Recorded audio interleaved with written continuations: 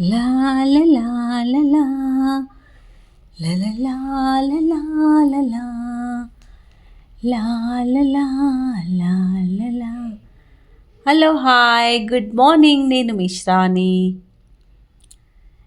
ఈరోజు నేను ఈ పప్పుచారు అయితే చేశానన్నమాట. ఈ పప్పుచారు మీకు కావాలి అనుకుంటే మీరు ఏం చేస్తారంటే, నేను అన్ని వీడియోలు మీతోనే చాలా హ్యాపీగా షేర్ చేసుకుంటా. కానీ ఈ వీడియో మాత్రము నా వీడియోస్ ఎక్కడెక్కడికి వెళ్తున్నాయి, ఎంతవరకు